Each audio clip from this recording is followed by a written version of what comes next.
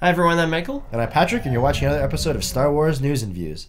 Today we have a rumor that was later confirmed by StarWars.com that they will be releasing or showing the prequel trilogy done remastered in 3D at Celebration, which is a fan convention. So happens every year. It's the official Lucasfilm Star Wars convention. Yeah. So I guess that means they're done doing the 3D work on those movies. I didn't know, but I guess after the episode 1, I know they had done that one, but I just heard that they were working on the other ones. I didn't know they were done. I guess they are. The headline is always episode 3 in 3D, but actually episode 2 is also showing there, the first time anyone's seen it, and they're also going to be showing the episode 1 3D, which was actually released in theaters. If you guys didn't catch it, don't worry, nobody did. So I guess we're not going to get into this because we're going to do a whole episode on the anniversary of the episode 1 3D release, which is next month. But the 3D release of episode 1 did very poorly by Star Wars standards, even with the inflated ticket price for 3D. Really, no one went to see it, and we didn't see it even. Me and you, we were roommates at the time, so we're talking about like, yeah, we should go see that, and then just a week went by, and we are like, oh, I don't have money this week. Oh, maybe next week, and then it was just gone. Yeah, it was only in theaters for like 3 weeks or a month at most. That's it. It was gone. It was like in a really dry spell. Was it February? February. Yeah, February. Like, who would see movies in February? I don't know.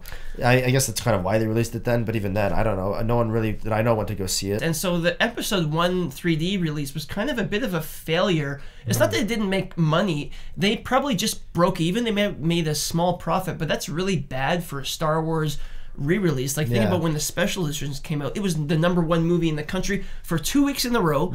And then the only reason it got dethroned was because Empire Strikes Back came out and knocked Star Wars into second place. So there was 1 week where Empire was #1, Star Wars was #2. So just as a point of comparison. And to start off with episode 1, maybe wasn't the best move, I guess, because like that was their judge of how well all the other ones were gonna do. It was probably a bad one to start with. It's like most people would recognize that one as probably one of the weaker entries of the series, probably the weakest. So maybe episode 2. It's weird that they would start with one that had a higher probability of failure in the movie theater than anything else. The reason is because George Lucas wanted them to come out in episodic order. So 1, 2, 3, 4, 5, 6. I guess he thought that people like episode 1 did make a lot of money when it came out, but they made a lot of money because people loved the original trilogy and went back to see it again and again. But I guess they're only showing the prequels at Celebration. That's it. I don't know if they have any plans to do the original trilogy. No, well, I don't think they didn't complete them. So, yeah, I think it's kind of a low point for the prequels where this was planned as a major release, and now they're showing it once at a fan convention because that's the only way they figure they can make money, where the only people that would see it are the hardcore fans. Another thing to mention is that these 3D releases are kind of a relic of before Disney owned Star Wars. This is back when George Lucas was making them, and when he was in control of everything. And as soon as Disney bought Lucasfilm, they're like, nope. But it's kind of a shame. But on the other hand, for all you people that are going to Celebration, please check them out. Because this might be your only chance to see them. They're probably not going to do a wide release. Yeah, unless there's that rumor about releasing a Star Wars library online, but I don't know how many people have 3D televisions. No, 3D television has kind of been a failure. And even there was a whole thing of a consumer expo this year. It was all about 4K. There was not really anything about 3D TV. So 3D TV is kind of dying. I think that's one of the reasons why they had episode 1 3D. They released it in theaters. They didn't even do a Blu-ray release.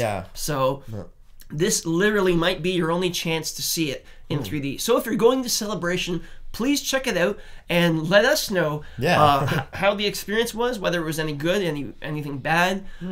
So interesting news. Yeah, leave us your feedback. What do you think of the 3D showings? I was gonna say release, but it's not actually a release. They're just showing it. But it is the debut, and if you go there and you see it, you will be one of the few people in the world who has even seen this stuff. And who knows, maybe we'll ever see this stuff. And well, maybe if the reception is really positive, they'll like, maybe we can do a limited re-release. Yeah, but it's not like they're making money on it, really, right? Like, is it just showing it for No, free? I think you do have to buy tickets. I think they're like $8 a pop or something like that, which is reasonable. Yeah, if it's at a fan convention, I'm pretty sure they'll sell out regardless. It'll be popular. Like, anyone that wants to see it will be there. Yeah. So it'll do well.